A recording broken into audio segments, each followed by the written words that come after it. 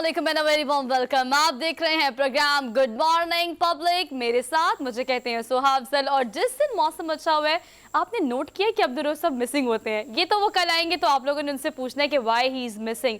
लेकिन अगर हम अपनी बात करें तो प्रोग्राम का बाकायदा आगाज इस नोट से कर लेते हैं कि मंडे ब्लूज से निकलकर अब ट्यूसडे येलोज में आप एंटर हो चुके हैं। Because I am wearing yellow, वो इसलिए क्योंकि मौसम बहुत अच्छा है और मौसम अच्छे होने की मुनासबत से अपनी ज़िंदगी में, अपने इर्द गिर्द के लोगों की ज़िंदगी में रंग ज़रूर भरे। इसी नोट से प्रोग्राम का आगाज़ कर लेते हैं कि हमेशा आजकल के ज़माने में तो ख़ास तौर पर हम ये कोशिश करते हैं कि किस तरह से बस हमने अपनी ज़ात को खुश रखना है, अपने इर्द गिर्द या अपने से मुंसलिक लोगों को खुश रखने से मुझे लगता है कि आपको ज़्यादा खुशी मिलती है। बहरहाल ये मेरी थॉट है। हरमीत की थॉट क्या है, वो किस तरह से अपने से मुंसलिक लोगों को खुश रखते हैं और मौसम किस तरह से आपको बिला वजह खुश कर देता है, ये उनसे जानते हैं। हरमीत कैसे हैं आप? और यकीनन इस्लामाबाद से अच्छी और ठंडी हवाएं आपने जो लाहौर भेजी हैं वो हमें पहुँच गई हैं। अस्सलाम वालेकुम, सत श्री अकाल, गुड मॉर्निंग। और आपकी बात दुरुस्त है। एक तो मौसम जब इस किस्म का हो तो सारी बात है इंसान का कि फितरतन इंसान का की जो तबीयत है ना, उसमें भी बहुत ही बदलाव देखने को मिलता है। तो मेरे ख्याल में रऊफ साहब इसी का मौका उठा रहे हैं और लाहौर की सड़कों पे, लाहौर के मुख्तलिफ जो ग्रीनरी है, मुख्तलिफ पार्ट्स में जो ग्रीनरी, और ख़ासकर वहाँ पे जहाँ पे वो रहते हैं, बहुत ही खूबसूरत इलाका है, पोर्श इलाका है। तो मेरे ख्याल में वो एंजॉय कर रहे होंगे बारिश को, वहाँ के मौसम को। और अगर हम अपनी बात करें इस्लामाबाद की, तो यकीन माने सुहा, इस किस्म की ठंडी हवाएं हैं जैसे लगता है कि भैया ये दोबारा कोई दिसंबर लौट आया हुआ है। अच्छा। तो बड़े मज़े का मौसम है और मौसम ऐसा हो तो वैसे ही फ्रेशनेस होती है इंसानों के चेहरों पर। अच्छा, वैसे आप बिल्कुल ठीक कह रहे हैं कि मौसम अच्छा होना तो वजह तो अलबत्ता मौसम है, लेकिन बिला वजह आपका मौसम ऐसे ही आपके दिल का मौसम, अंदर का हाल अच्छा हो जाता है। आप मुस्कुराते हैं। आज सुबह जब मैं ऑफिस आ रही थी तो ऑफिस यकीन करें गेट से लेके मेरे मेकअप रूम तक हर किसी के खिलखिलाते हैं $100 स्माइल के साथ इतने अच्छे चेहरे कि सारे मुस्कुरा रहे हैं सिर्फ इस बात से कि मौसम अच्छा है, हमें और कोई रीज़न ही नहीं चाहिए। तो ये भी बाकायदा तौर पर जो ये बारान रहमत बरस रही है, अल्लाह पाक इससे सबकी ज़िंदगी में बरकत डाले, खुश रहें, आप सलामत रहें, अपने इनका बाकायदा आगाज़ करें। और मेरी तरफ से एक बार फिर से आप सबको वार्म वेलकम। आगाज़ में हम आज जिक्र करेंगे सबसे पहले हमारे मारूफ अदाकार कल की तारीख का दिन जो है वो इस तरह से कि ऐसे लोगों को रहती दुनिया हमेशा याद रखेगी। कॉमेडियन मसूद ख्वाजा इंतकाल कर गए कल के दिन और उनका निक नेम जो है वो गोगा था, आप सब जानते हैं। और अगर हम पब्लिक न्यूज़ की बात करें, A+ की बात करें, अपने इदारों की बात करें जहाँ पर मैं और आप काम कर रहे हैं हरमीत, वहाँ पर भी उन्होंने अपने अदाकारी के जौहर दिखाए। और हमेशा इनके बारे में कहा जाता है कि खाने के माशाल्लाह बहुत शौकीन थे। इस शर्त पर काम करते थे कि जहाँ पर मैं जाऊँगा वहाँ पर मेरे कमरे में फ्रिज ज़रूर होनी चाहिए और एयर कंडीशनर। इस्लामाबाद, रावलपिंडी से जब भी कहीं और किसी सिटी में काम करते थे तो इनके बारे में से बहुत सारी चीज़ें हैं जो कि मैंने अपने बड़ों से, अपने सीनियर से सुनी है। हमेशा इनके बारे में कहा जाता है कि ये कहते थे जिस रफ्तार से मुझे भूख लगती है ना, उस रफ्तार से मेरा काम करने का दिल करता है। और अपने बारे में ये भी कहा करते थे कि मेरी किस्मत बहुत अच्छी है, मैंने जब फ़न की दुनिया में कदम रखा, कॉमेडियन बने, तो उसके बाद जिस रफ्तार से मुझे काम मिला और तरक्की मिलती गई, मैं नहीं समझता कि मुझ जैसा कोई इतना लकी होगा। तो आप बिल्कुल ये एक ऐसा नाम कॉमेडियन की, मतलब कॉमेडियन की अगर फील्ड की बात करें और बहुत बड़ा नाम सोहा, अगर हम देखें तो उनका एक प्रोग्राम चलता था हमारे टेलीविजन ATV+, अगर मैं मुझे याद है, जो आपने भी देखा होगा, ख्वाजा ऑनलाइन के नाम से। और पब्लिक न्यूज़ में मेरे ख्याल में 2 दफ़ा वो शिरकत कर चुके हमारे इस शो में, और हम उनसे कई दफ़ा बात भी मेरी टेलीफोन पे हुई थी। तो बड़े ज़बरदस्त किस्म के इंसान थे। और ये जो अपने से छोटे लोग होते थे, उस उम्र में भी छोटे, तो उनसे उसी तरह शफ़क़त से पेश आते थे। कभी मैंने उनमें ये फील नहीं किया कि वो इतने सीनियर, इतना कुछ उन्होंने पाया, इतना कुछ नाम बनाया। लेकिन उसके बावजूद हम देखते हैं कि बहुत सारे ऐसे लोग जब एक ऐसे मुकाम तक पहुंच जाते हैं तो बहुत सारे अपने दोस्तों को, बहुत सारे ऐसे लोगों को इग्नोर करना शुरू कर देते हैं। लेकिन ख्वाजा साहब की ये बात थी कि जितने भी इसके पुराने दोस्त थे या बचपन के या जैसे फील्ड में आए, तो बहुत सारे लोगों के साथ, और जब भी मिलते थे तो हंसते मुस्कुराते वो मिलते थे। और उसी तरह वो जिस तरह वो टेलीविज़न पे दिखते थे उसी तरह उनकी पर्सनालिटी थी। और जब भी आप उनसे, क्योंकि जाहिर बात है इस्लामाबाद प्रेस क्लब हो या रावलपिंडी प्रेस क्लब हो, वहाँ पे अक्सर उनका आना जाना रहता था। और उनकी जो पर्सनालिटी थी, यकीनन बहुत लोग होते हैं जिनकी महफिल में बैठ के आपको वैसे अच्छा लगता है कि अगर वो कुछ ना भी बोले तो आप उनकी महफिल में बैठे और आपको ज़्यादा एंजॉय करते हैं। तो मेरे ख्याल में ख्वाजा साहब की ऐसी पर्सनालिटी थी। लेकिन अफसोस मुझे ये है कि हमारे यहाँ इस किस्म के जो लेजेंड्स पैदा होते हैं और जो खिदमत करते हैं आर्ट की, ये तमाम तर हम देखते हैं कि लोगों को एंटरटेन कराते हैं, लेकिन अक्सर जब उनकी बीमार वो हो जाते हैं तो हमारी गवर्नमेंट की जानिब से उस तरह सपोर्ट नहीं होता। वो होली फैमिली में काफ़ी दिनों से वो बीमार थे, और उसके साथ साथ मैं अगर कहूँ तो किडनी का उनको जिस तरह डायलिसिस, ज़ाहिर बात है डायलिसिस जब होते हैं तो बहुत सारी वीकनेस हो जाती है जिस्म में, और अगर ख्वाजा साहब को आप देखते हैं तो आप पहचानते भी ना, जिस तरह उनका खिला चेहरा था। ज़ाहिर बात है डायलिसिस से इंसान बहुत ज़्यादा वीक हो जाता है। तो मुख्तलिफ जो किडनी की बीमारी थी उन्होंने उसको आखिरकार, अगर आप देखें तो फिर होली फैमिली में वो आखिरी दिन तक वहाँ पे मुकीम थे, और हमारे साफ़ी बरादरी जितनी भी है, जितने भी हमारे साफ़ी दोस्त हैं वो गए उनकी तीमारदारी के लिए, उनसे वही मुलाकातें भी हुई। कई सारे दोस्तों ने जो है मुख्तलिफ सोशल मीडिया पे उनकी तस्वीर जो है, अल्लाह पाक उन्हें जन्नतुल फिरदौस में आला मकाम अता फरमाए। दुनिया में बहुत बड़ा मकाम, बड़ा रुतबा उनका था, लेकिन ऐसे लोगों की ज़िंदगी से जब वो इस दुनिया से चले जाते हैं तो हमें उनकी ज़िंदगी से बहुत कुछ अखज़ करने के लिए मिलता है। उनका बकौल उनके, वो कहते थे कि मैंने 3 फिल्मों में काम किया और हरमीत तीनों फिल्में फ्लॉप थी, लेकिन उस नाकामी के बारे में उनका ये कहना था कि इस नाकामी को मैंने धूम धड़क के सेलिब्रेट किया कि एटलीस्ट मुझे फिल्मों में काम करने से एक्सपोजर मिला है। तो ऐसे लोगों की ज़िंदगी से हमें बहुत सारे ऐसे असबाक भी मिलते हैं जिससे हमें लगता है कि अपनी ज़िंदगी में हमने फेलियर को कैसे फेस करना है। अगर आप नाकामी को देख रहे हैं तो जैसे बड़ा ज़बरदस्त सा कोल है कि अगर आप नाकामी को नहीं देखते थे तो आपको कामयाबी की कदर नहीं होती, या आपको कामयाबी का मज़ा नहीं आता है, आप उसका मज़ा चख नहीं सकते। तो नाकामी को जिस तरह से उन्होंने चेरिश किया उनकी ज़िंदगी से, हमें ये भी मिलता है, ये सबक भी मिलता है कि अगर आप नाकाम भी हो रहे हैं तो आपको कुछ ना कुछ मिल रहा है। एटलीस्ट वो कहते नहीं है कुछ नहीं मिल रहा तो आपको एक्सपीरियंस मिल रहा है। और अपने आप को हमेशा ये लकी कहा करते थे। हम याद कर रहे हैं उनकी अच्छी यादों को, और यकीनन उनके ख़ानदान, जो उनकी फैमिली है वो इस वक्त सोगवार है, अफसरदा है, बट उसके बावजूद भी हम जैसे लोग जो उनको टीवी पे देखते थे, और उस ज़माने में उन्होंने काम शुरू किया जिस ज़माने में लोगों को हंसने की अशद ज़रूरत थी। कॉमेडी की दुनिया में बहुत सारे बड़े नाम नहीं थे हरमीत उस वक्त। इक्का दुक्का हमें 2-3 नाम याद होंगे, आपको तो खास तौर पर याद होंगे, वो 2-4 नाम थे जिसमें इनका भी एक नाम था। और अपने आप को खुशकिस्मत इसलिए कहा करते थे कि मैं जो भी काम करता हूँ वो कामयाब हो जाता है। तो जब नाकामी इन्होंने फिल्मों की सूरत में देखी तो उन्होंने कहा कि मुझे इस नाकामी से कोई मसला नहीं है।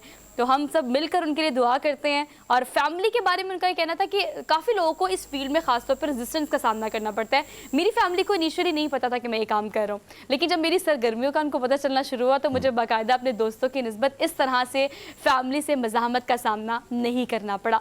तो अब हम बाकायदा प्रोग्राम में आगे बढ़ते हैं, और आगे बढ़कर हम अब आपको ये बताएंगे कि आज के रन डाउन में मौसम बड़ा अच्छा है। दिल कर रहा है बस अच्छी अच्छी बातें करें, अच्छी अच्छी स्टोरीज आपसे शेयर करें, और सिर्फ आपसे वो बातें करें जिससे आपका मूड भी अच्छा हो जाए। लेकिन पॉलिटिकल पर्सपेक्टिव से भी आपको बताना है कि जो मौसम है वो कितना गर्म है। हमारे सियासी बादल कहाँ पर अब जाकर बरसेंगे। आशियाना रमज़ान शुगर मिल केस में वज़ीर आज़म पाकिस्तान की मुस्तकिल हाज़िरी मुआफ़ी की दरख्वास्त हरमीत मंजूर हो गई है। लोग छुट्टियां कर रहे हैं और छुट्टियां करके पेरिस जा रहे हैं, यूके जा रहे हैं, समर वेकेशंस है ना। लेकिन हम क्या कर रहे हैं, हम बेसिकली क्या कर रहे हैं, हम छुट्टी लेके अदालत से जा रहे हैं। तो ये अब जो हमारे वज़ीर आज़म पाकिस्तान है, ये छुट्टी कितनी देर की इन्होंने ली और ये कहाँ जाएंगे, ज़रा इस पर हम आज के प्रोग्राम में बात करेंगे। आगे बढ़ेंगे। मुस्लिम दुनिया की पहली खातून वज़ीर आज़म यानी मोहतरमा बेनज़ीर भुट्टो की हम बात कर रहे हैं। उनकी सालगिरह सेलिब्रेट की जा रही है, और पीपी के कुछ ऐसे अहम गेस्ट होंगे जिनको हमने प्रोग्राम में कॉल भी किया है। तो वो किस तरह से, आपको पता है सिंध में एक बहुत बड़ा फेस्टिवल होता है ये, और इसे बड़ा चेरिश किया जाता है, बड़ा सेलिब्रेट किया जाता है। तो ये हम इसके बारे में आज प्रोग्राम में बात करेंगे। कहाँ कहाँ तकरीबात हो रही हैं, लाहौर में, कराची में, इस्लामाबाद से, ख़ासतौर पर सिंध में कहाँ पर ये तकरीबात है जिनका इनेकाद किया जाएगा। और आगे बढ़ते हुए मेरी एक दोस्त हैं, उनको अचानक से कोई 6 माह बाद फिर से दोबारा से तीसरी दफ़ा कोविड हुआ है।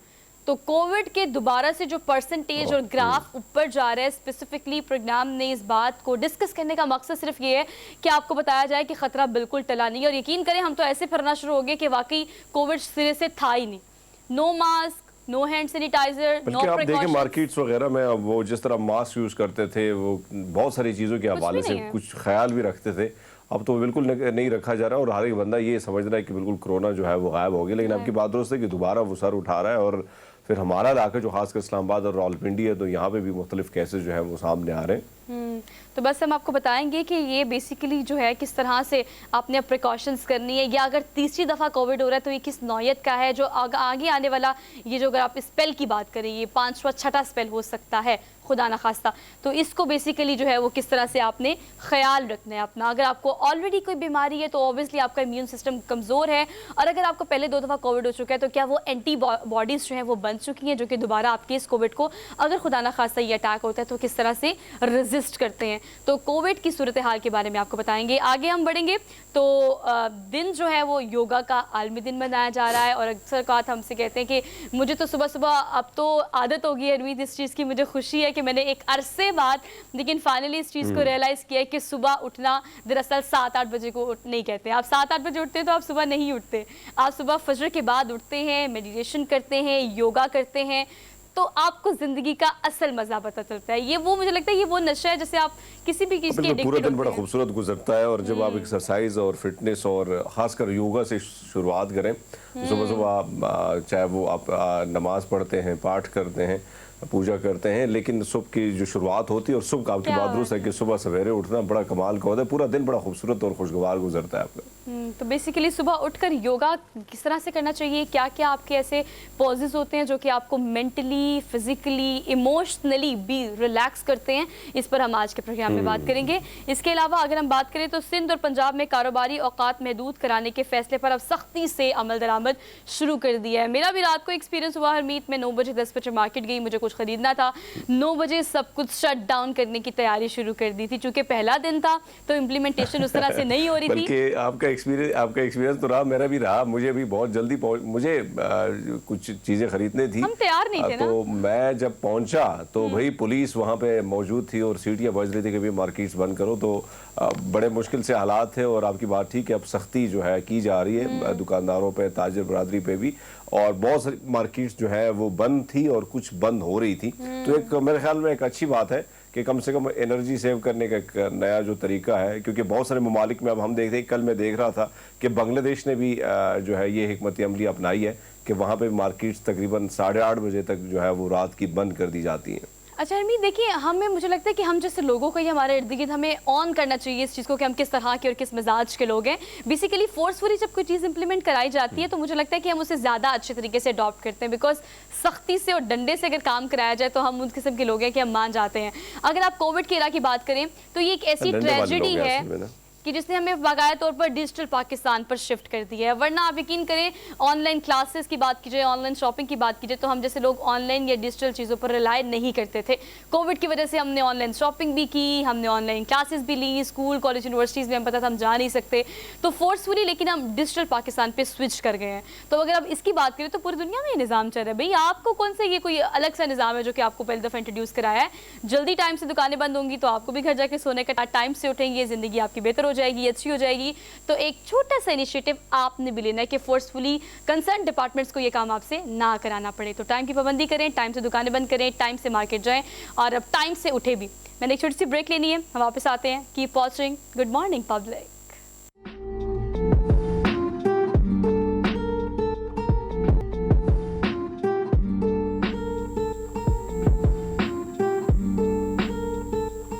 Welcome back after the break. एक बार फिर से आप सब देखने वालों को सुबह बखैर। मैं इंस्टाग्राम खोलती हूँ, मैं सोशल मीडिया खोलती हूँ तो हर कोई समर वेकेशंस पे गया हुआ है, कोई पेरिस गया हुआ है, कोई यूके गया हुआ है, कोई छुट्टियां मना रहा है।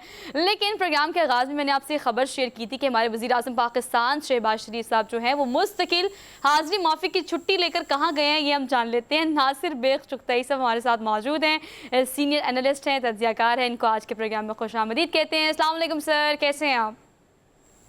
सुबह बखैर। आपको वेलकम कहते हैं शो में। सर कहिएगा कि ये लंबी छुट्टी, वो भी मुस्तकिल हाजिरी मौफी की, फिर मेडिकल सर्टिफिकेट भी जमा नहीं कराया, और ये जो केस है आशियाना का रमजान शुगर मिल का, इतनी लंबी छुट्टी लेकर हमने पाकिस्तान की सैर करनी है, क्या करना है? नहीं देखिए, थोड़ी सी लॉजिकल बात है। अगर ये विदाउट प्राइम मिनिस्टर नहीं होता ये बंदा, कोई और होता तो मुझे शक होता। अगर शायद खान अब्बासी होते, अच्छा, या मरियम सफदर होती, या कोई और होता, कोई भी तो मुझे डाउट होता। ये प्राइम मिनिस्टर पाकिस्तान का, और उसने जो लॉजिक लिखी है वो बहुत ज़्यादा मतलब दिल को लगती है कि डेलीगेशंस आते हैं, उनसे मिलना होता है, सफीर आते हैं, उनसे मिलना होता है, कैबिनेट मीटिंग्स होती हैं, वहाँ बात होती है, बैरूनी दौरे होते हैं, इकोनॉमी का मसला है, IMF से मुज़ाकरात हैं। वो एक लंबी लिस्ट है जो निकल ले पड़ा, मैंने ये काम करना है, तो अब मुझे छोड़ो।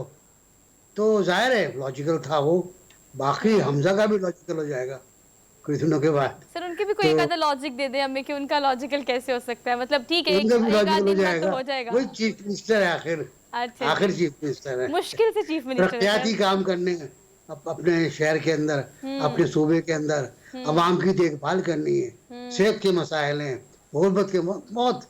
सुहा और हरमीत साहब से मेरी पहली मुलाकात हो रही है, सत श्री अकाल जी हरमीत जी। जी जी जी।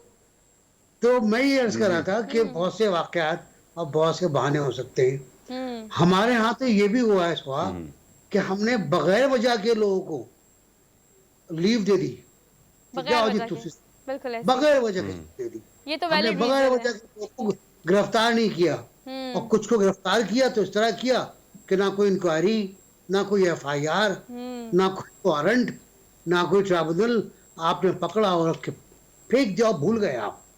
2 साल तक मेरे दोस्त हैं, मेरे इंडस्ट्री के लोग हैं, मेरे दोस्त हैं जानने वाले, जो 1.5 साल तक बगैर किसी इशू के अंदर रहे, सबको पता है ये। बिल्कुल तो ऐसे ही। प्राइम मिनिस्टर को अगर आप दे रहे हैं तो कोई बात अच्छा नहीं। सर, जिस तरह आप गिरफ्तारियों की बात कर रहे हैं तो हम एक तरफ तो देख रहे हैं कि खान साहब की पूरी टीम दोबारा एक्टिव हो गई है, जाहिर बात है दोबारा। एक तो तरफ तो बयानिया जो है वो तो चल रहा है, अवाम में वो ज़्यादा मकबूल है, लेकिन दूसरी बात जो खुर्रम दस्तगीर साहब का जो बयान आया है कि भाई हम साल के आखिर में हमारी गिरफ्तारियाँ होती और सारे जो है या तो डिस्क्वालीफाई होते और 15 साल तक खान जो है विराजमान हो जाते। तो आप समझते हैं कि एक नई तक़वियत मिल गई है खान साहब को, एक नया बयानिया अलग से मिल गया, और अब जो वो जिक्र करते थे अब उस मजीद जो है वो ज़ाहिर बात है कि उस एक बयानिया को तो ज़्यादा आपने देखा कि वो मकबूल भी हुआ और काफ़ी आम आदमी तक भी वो जैसे पहुंचा और आम आदमी ने उसको एक्सेप्ट भी किया। लेकिन अब इस बयानी को आप कैसे देखते हैं?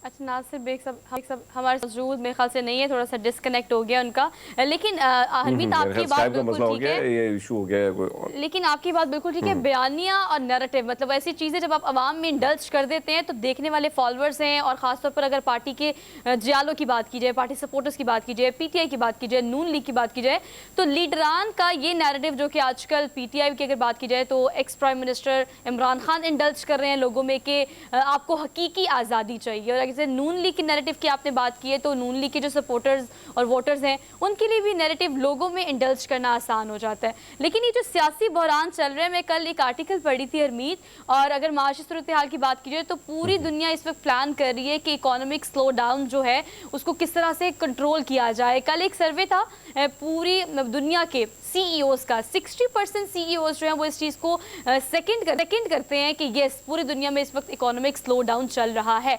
और अगेन आपको पता है वो यूक्रेन और रशिया की जो ये वॉर चल रही है और जो क्राइसिस चल रहे हैं, उसमें कहा जा रहा है कि 12 से 18 माह के दौरान ये जो इन्फ्लेशन है वो मजीद बढ़ सकती है। तो ये सिर्फ पाकिस्तान की सूरत हाल नहीं, ओवरऑल पूरी दुनिया की सूरत हाल है। हमारा राब्ता जो है बहाल हुआ है नासिर बेग साहब से। सब कहिएगा, हरमीत आपसे क्वेश्चन करे थे, रिपीट कीजिएगा जरा। जी सर। अच्छा सर, मैं आपसे जानना चाहता हूं कि जिस तरह आपने गिरफ्तारियों के हवाले से जिक्र किया, तो इस तरह गिरफ्तारियों के हवाले से खुर्रम दस्तगीर साहब का बयान जो है वो परसों आपने भी देखा होगा, मुख्तलिफ सोशल मीडिया और टेलीविजन की जीनत बना, तो उसको आप देख रहे हैं हम PTI वाले दोबारा बड़े एक्टिव हो गए और वो कहते हैं कि भाई जो हमने कहा था वो देखे ना, ये गिरफ्तारियों से बचने के लिए ही अपने आप को, महंगाई वगैरह तो एक शोशा था, लेकिन आए तो असल में इस कहानी को चेंज करने के लिए ये लोग आए हैं। PTI का तो सब कुछ दुरुस्त है, वो साजिश से लेकर वो पर्चा लहराना, वो कागज पता नहीं उसमें जॉन हेले की कोई नज़म थी या मीर तकी मीर की कोई गजल थी या किसी ने कोई संदेशा भेजा था वो लहरा दिया गया। और कि उसकी तहें, मैं बार बार कहता हूँ, उसकी तहें देखे वो इतना मोड़ा गया है कि वो ताफीज बन गया है। खैर वो एक अलग कहानी है। तो वहां से अगर शुरू करें आप, तो फिर जहर और फिर सांप का जहर और फिर स्लो पॉइजनिंग और फिर ये कि न्यूट्रल जानवर होते हैं, वहाँ से कहानियाँ चलती रही जहाँ तक पहुँच गई। अब ये भी बच्चे तो नहीं है गुलाम दस्तगीर साहब या मुफ्ता इस्माइल साहब कि ये लूज बॉल दे दें, उन्हें खेलने दें। प्लेयर तो हैं क्रिकेट के, अब वो उसको लेके पीटेंगे पीटेंगे पीटेंगे और एक वक्त आएगा जब भी पिट के खत्म हो जाएगा। तो ये मसला नहीं है, बात ये है कि मुल्क एक खौफनाक दोराहे पर था, वेरी सीरियस। मेरी कल बहुत तफसीली बातचीत हुई है कराची में माहिरीन मईशत से। उन्होंने कहा हम बच गए। एक बार भुट्टो साहब ने कहा था कि अल्लाह का शुक्र है पाकिस्तान बच गया। उन्होंने कल कहा हम बच गए, वरना हम डिफॉल्ट करने जा रहे थे। अच्छा। जो हरकत हुई थी हमारे साथ कि हमने IMF से एक मुआहदा साइन किया जो दरअसल मुआहदा नहीं था, तौक़े गुलामी था, गुलामी का खत था कि जो हम आप हर चीज़ आपके नाम कर रहे हैं, हर चीज़ आपको दे रहे हैं। और आप सोहा और हमीद साहब ये ख्याल रखिएगा, जब भी आप कोई एग्रीमेंट करते हैं तो आप कोई चीज़ कहते हैं ना गिरवी रखना, मॉर्गेज करते हैं। बिल्कुल ऐसे ही है, बिल्कुल आप मॉर्गेज करते हैं, तो आपने बहुत कुछ मॉर्गेज किया था। इस मुआहदे में हमने कौमी सलामती मॉर्गेज कर दी थी। हम पेट्रोल की प्राइस के ऊपर राजी हो गए थे, हम लीवी ख़त्म करने पर राजी हो गए थे, हम दूसरे इशूज़ पर राजी हो गए थे। और उसके बाद जब हमने, और उसमें एक बताऊँ कि जब भी ऐसा मुआहदा होता है तो स्टेट सॉवरेन गारंटर होती है, स्टेट गारंटी देती है कि हम इस मुआहदे को पूरा करेंगे, इसकी खिलाफ वर्जी नहीं होने देंगे इस मुआहदे की हम। तो जब इसकी खिलाफ वर्जी हुई तो एक तूफान मच गया। उसमें आप पर पाबंदी लग सकती थी, सैंक्शन आ सकती थी। अच्छा, कुछ नहीं भी होता तो आपको IMF कर्जा नहीं देता। अगर आपको IMF कर्जा नहीं देता तो आपको वर्ल्ड बैंक कर्जा नहीं देता, आपको एशियन डेवलपमेंट बैंक कर्जा नहीं देता, आपको यूरोपीय यूनियन कर्जा नहीं देती, हत्ता के बिरादर अजीज सऊदी अरब और UAE भी कर्जा नहीं देते आपको। चीन को छोड़ें आप, चीन का तो अपना एक हिसाब किताब है खास, वो उसके हिसाब से काम करता है। तो इसके बाद आपने क्या किया कि उस पर अमल करने के बजाय, अमल कर लेते, डिफिकल्ट था, कड़वी गोली थी, करना पड़ता। क्योंकि जब आप बाजार से कोई चीज़ 10 रुपए की ले रहे हो और 4 की बेच रहे हो तो दुकान तो लुट जानी है ना, आपकी दुकान तो बंद होनी है। तो आप उसको कर लेते, लोग परेशान थे, कबूल कर लेते सूरत हाल को, आप थोड़ा और बदनाम हो जाते, लेकिन आपकी हुकूमत नहीं जाती। फिर आपकी हुकूमत नहीं जाती जब लोगों ने ये देखा कि सूरत हाल बहुत गड़बड़ है और हम डिफॉल्ट की तरफ जा रहे हैं। Default means Sri Lanka. कल वहाँ पर स्कूल कॉलेज बंद कर दिए गए, कल वहाँ पर सरकारी दफ्तर बंद कर दिए गए, वहाँ पेट्रोल लेने के लिए फसाद हो रहा है, गोलियां चल रही है। अच्छा नासिर, ये कहिएगा कि आप ये कह रहे हैं कि कल आपकी जब माहिर माशियात से बात हुई कराची में तो आपने कहा कि बकौल उनके हम बाल बाल बच गए हैं। FATF की बात की जाए, ग्रे लिस्ट की बात की जाए, तो एक आखिरी स्टेप रह गया कि उन्होंने पाकिस्तान का विजिट करना है और उसके बाद हमें डिक्लेयर कर दिया जाएगा कि we are free to get all the सरमाकारी की बात की जाए, उसके लिए लोग रिलाई करना शुरू हो जाते हैं। अदरवाइज़ अगर ग्रे लिस्ट में आ जाएंगे तो आपकी इंटरनेशनल जो भी आपकी सरमाकारी आ सकती है पाकिस्तान में ज़र मुबादला के तौर पर वो नहीं आएगी, और फिर ब्लैक में तो आप सवाल ही पैदा नहीं होता ना कि आप कोई ट्रांजेक्शन कर सकते हैं। इससे कितना फायदा हो सकता है, इससे पाकिस्तान की इमेज को हम कितना क्लियर कर सकते हैं, और ये इसके क्या आप देखते हैं आफ्टर इफेक्ट्स? देखिए, FATF की लिस्ट में आना हमारी बदकिस्मती थी। बिल्कुल ऐसे ही है, और इंटरनेशनल कॉन्स्पिरेसी का हिस्सा था। बिल्कुल, आई एम वेरी फ्रैंक कि हमें जानबूझकर निशाना बनाया गया, टारगेट किया गया, हमारी टारगेट किलिंग की गई FATF के जरिए, क्योंकि हमारा कोई गुनाह नहीं था। पुलवामा में जो कुछ हुआ हमने नहीं किया था, वो जो कुछ उरी में हुआ हमने नहीं किया था, जो हिंदुस्तान में हुआ हमने नहीं किया था, उनका डोमेस्टिक इश्यूज थे वो। खैर आ गए, उसके बाद स्ट्रगल हुई और बिल्कुल PTI की हुकूमत में कह रहा हूँ मैं आपको, हुकूमत ने नहीं कह रहा हूँ मैं आपसे, हुकूमत में बहुत काम हुआ, PTI की हुकूमत में बहुत काम हुआ। GHQ में 2 स्टार जनरल दिन रात लगे रहे इसके ऊपर, इस पे लगे रहे, मनी लॉन्ड्रिंग और टेरर फाइनेंसिंग। हमें तस्लीम करना चाहिए कि हम ये कर रहे थे, हमसे गलती हुई थी, हमको भुगतना चाहिए ये। जब हम कहते थे कि अपना घर साफ कर लो तो लोग नाराज हो जाया करते थे, तो ये हुआ और उन्होंने सबूत दिया आपको। आपने उन लोगों को बंद किया, आपने ट्रायल किया, आपने इन्वेस्टिगेशन की, उन्हें कैद कर, तो आप दर्जा बदर्जा 34 पॉइंट्स उन्होंने आपको दिए थे। अच्छा नासिर साहब, बहुत शुक्रिया आपके वक्त का। बिल्कुल ठीक, एक अच्छी खबर उन्होंने हमें ये दी है कि बाल बाल अगर पाकिस्तान के डिफ़ॉल्ट होने की बात की जाए तो बाल बाल बच गए। अच्छी खबर ये भी है कि finally grey list of Pakistan का नाम निकल जाएगा तो एक इमेज अच्छा इंटरनेशनली पोर्ट्रे हो सकेगा। हमने एक छोटी सी ब्रेक लेनी है, हम वापस आते हैं। Keep watching good morning public.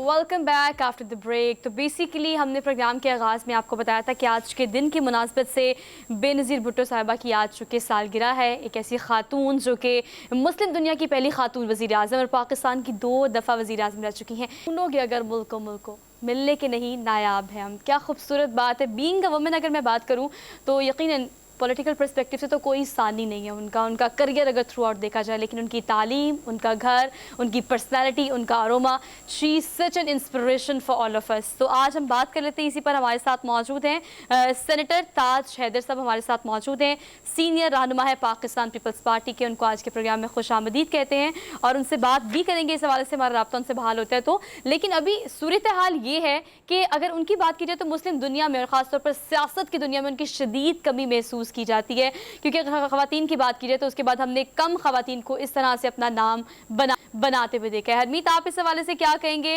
रहती दुनिया तक मैंने बहुत सारे उनके इंटरव्यूज़ देखे हैं, BBC की बात करें, इंडिया से NDTV की बात करें, तो सब लोग उन्हें कवर करना, they feel like proud to cover her, क्योंकि उन्होंने जो नाम बनाया, जो नाम कमाया, वो रहती दुनिया तक साथ रहेगा। एक चीज़ तो है कि आपको याद होगा कि एक ऐसा वक्त था कि हमारे मुल्क में ख़वातीन को इस किस्म की अपॉर्चुनिटीज़ ना तो हासिल थी, ना ख़वातीन जो है वो घरों से बाहर निकलती थी, और ना जॉब का तस्वुर जो है वो हमारे ख़वातीन में पाया जाता था, ना कि हमारे माशरे में भी यही सूरत हाल थी।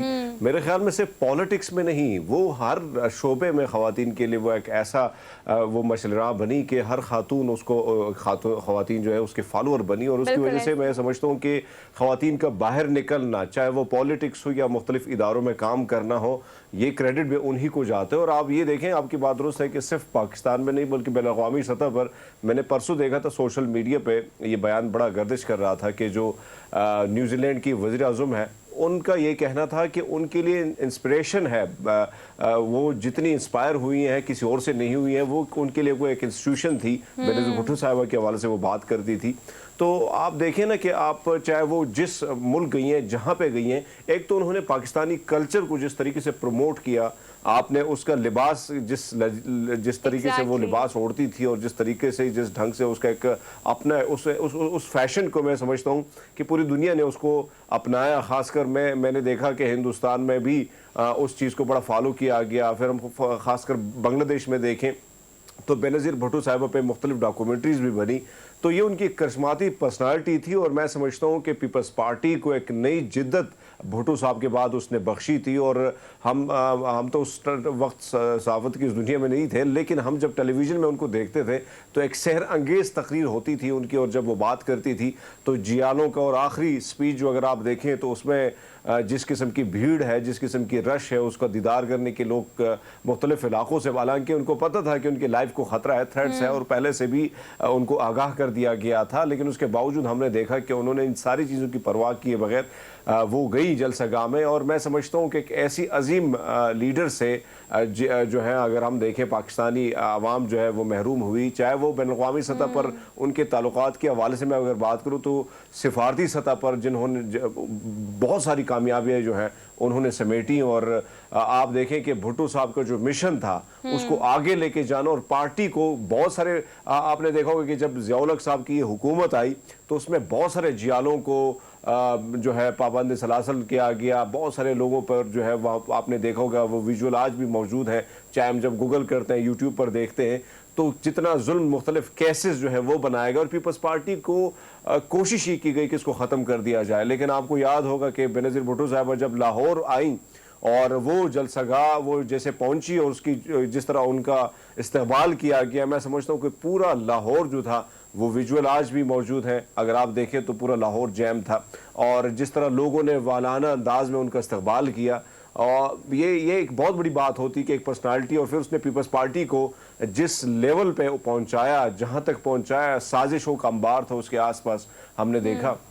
लेकिन उसके बावजूद वो खड़ी रही और आज पीपल को जो एक नई जिद्दत बख्शी, वो क्रेडिट भी मोहतरमा शहीद बेनज़ीर भुट्टो साहब को जाता है कि वो जिस तरह दिन रात मेहनत करती है वर्कर के साथ। पीपल्स पार्टी में मैंने एक चीज़ देखी और ये भुट्टो साहब से ये चीज़ आगे तक आई है कि हमने बहुत सारी पार्टियों के साथ हमारा उठना बैठना होता है, लेकिन पीपल्स पार्टी के जितने भी लीडर हैं उनमें ये क्वालिटी, और बेनज़ीर भुट्टो साहब में ये क्वालिटी थी कि वो अपना जो छोटे से छोटा वर्कर है, चाहे वो देहात का है, चाहे उसका ताल्लुक बहुत ही बैकवर्ड एरिया से है, लेकिन वो उसका ख्याल रखती थी और उसके पास पहुंच के मैंने बहुत सारी ऐसी चीज़ें देखी हैं, बहुत सारी मिसालें, और आज भी हम देखते हैं कि उनके जो मुख्तलिफ लीडर्स हैं वही क्वालिटी आज भी थोड़ी बहुत उनमें पाई जाती है। और ये वजह है कि पीपल्स पार्टी अगर आज जिस लेवल पर बेनज़ीर भुट्टो साहब ने पहुंचाई थी, मैं समझता हूं कि एक खातून हो के और उसके आसपास आपकी ढेर सारी साजिशें हों, साजिशों का अंबार हो और फिर आपके दुश्मन हजार हों, तो बड़ा मुश्किल होता है कि पार्टी को उस लेवल तक पहुंचाना। लेकिन वो खातून डटी रही और आलम इस्लाम के हवाले से मैं बात करूं। आपकी सारी बातों को मैं सेकंड भी करती हूं कि आप तो देखिए कि एक तो मुस्लिम दुनिया की पहली खातून वज़ीर आज़म, फिर पाकिस्तान की 2 दफ़ा वज़ीर आज़म, और आप सिर्फ उनकी सक्सेस को देखते हैं, उनके सेक्रीफाइस, अपने बच्चों से दूर रहना। 8 साल बाद जब वो वापस आई तो वो मंजर हमें आज भी याद है। तो उनको, हमारी तरफ से उनकी फैमिली को उनकी सालगिरह बहुत मुबारक हो। हमने एक छोटी सी ब्रेक लेनी है, हम वापस आते हैं। Keep watching good morning public.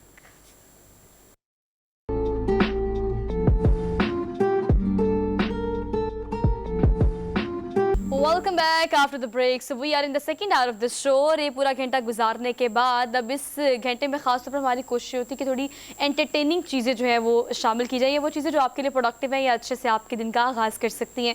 लेकिन कतई तौर पर हमारा मकसद ये नहीं कि हम आपको डरा दें कि कोविड दोबारा से आ गया, ऐसा नहीं है। लेकिन प्रिकॉशन ज़रूरी है, क्योंकि परहेज़ इलाज से बेहतर है। और 2 साल जो हमने एक लंबा अरसा कोविड की कैद में गुजारा है, उस पेंडेमिक को हमें नहीं भूलना चाहिए। लेकिन आजकल अगर आप मार्केट जाएं, आप अगर मॉल्स में जाएं या कहीं भी काम कर रहे हैं, ऑफिस में, स्कूल, कॉलेज, यूनिवर्सिटीज़, आजकल तो वैसे सब कुछ बंद है, लेकिन बिल्कुल ज़ीरो प्रिकॉशंस पर हम आ गए हैं। ख़ास तौर पर उन अफराद को जिनको ऑलरेडी कोई डिजीज़ है, उन्हें ख़ास तौर पर अपना ख्याल रखना चाहिए, क्योंकि आपका इम्यून कंपैरेटिवली एक सेहतमंद इंसान की निस्बत कमज़ोर होता है और आपको कोई चीज़ जल्दी अटैक कर सकती है।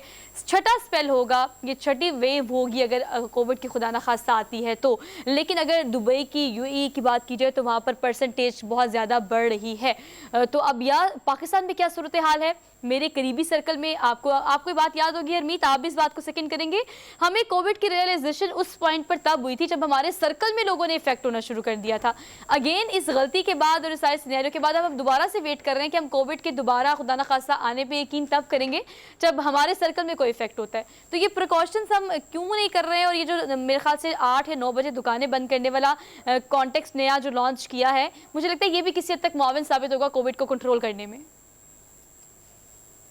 अभी की बात दुरुस्त है। वैसे अगर हमें याद, आपकी बात अगर माजी में हमने देखा जिस तरह कोविड आया था और लोग नहीं उसको मान रहे थे, बहुत सारी चीज़ें जो आपको पता है कि हमारे सोशल मीडिया पे इस किस्म की उम्मीद भी पाई जाती है कि भाई बहुत सारे मसाइल होंगे कोरोना से। फिर उसका ट्रीटमेंट जब आया, बहुत सारी अफवाहें उसके हवाले से भी मार्केट में आई। लेकिन सच तो ये है कि आपकी बात दुरुस्त है कि आसपास जब हमारे लोगों को, हमारे रिश्तेदारों को, हमारे ऐसे जानने वालों को जब कोविड हुआ, तब हम आहिस्ता आहिस्ता हमने क्या किया कि हमने थोड़ी सी वो शुरू की कि भाई अब अपनी हिफाजत खुद करनी है। लेकिन मुझे याद है कि जिस तरह ये इस्लामाबाद, क्योंकि उस वक्त जब ये कोरोना नया नया आया था तो पूरी जगह जो है वो जो हॉस्पिटल में जिस तरह लाशें जो लोग लेके जाते थे और जिस तरीके से वो मुर्दे को दफनाया जाता था, बहुत ही ऐसी सिचुएशन थी कि पूरे लोग जो हैं वो घरों तक महदूद हो गए। तो आपकी बात दुरुस्त है कि उसके बाद हमने एक चीज़ को ठान ली कि भाई अब ख्याल रखना है, हमने बहुत सारी चीज़ों पर, SOPs पर अमल दरामद करना है। तो यही वजूहात थी कि हमसे ये मर्ज़ जो है वो दूर होती गई। और उसके बाद कुछ वैक्सीनेशन के हवाले से भी काफ़ी लोग जो है वो वैक्सीनेशन भी लोगों ने की, जिसकी वजह से थोड़ी बहुत बेहतरी आई हमारी सोसाइटी में।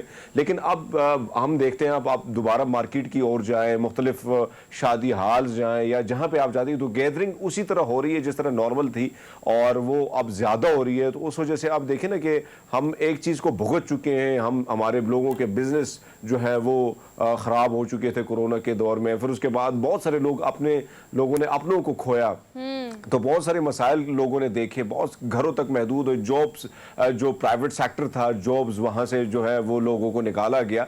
तो ये बहुत सारे मसाइल हमने देखे, लेकिन अब दोबारा इस चीज़ को अगर आप देखें तो उसको सिंपल बिल्कुल लेना नहीं चाहिए, बल्कि इसको उसी तरह सीरियस लेना चाहिए। हमने बहुत हर चीज़ को हम बहुत ईजी ले लेते हैं, लेकिन जब वक्त बुरा आता है, जब वक्त जो खतरे की घंटी आ बजती है, तब हम जाके फिर वो हम एक्टिव हो जाते हैं। हम कहते हैं नहीं, अब तो हमने अपना ख्याल रखना है, हमने बचना है। तो मेरे ख्याल में आपकी बात दुरुस्त है कि उससे कबल कि ये हालात तक, इस हालात तक, इस नहद तक पहुंचे, तो हम अपने आप को अभी से केयर करना शुरू कर दें।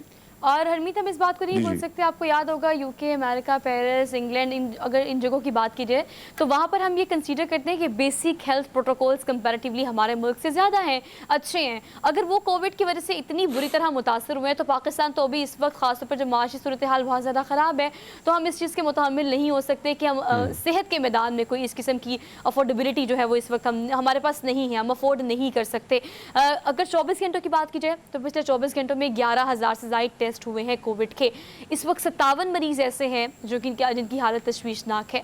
ये फैक्ट एंड फिगर्स बड़े कंसाइज करके, बड़े एक्यूरेट से आपको बताए जाते हैं, ताकि ये सिर्फ कोविड का रोला ना हम डालें, सिर्फ आपको बताएं कि कितने केसेस हैं जिनके हमने टेस्ट कराए हैं, कितने ऐसे केसेस हैं जिनकी हालत तशवीशनाक है। 57।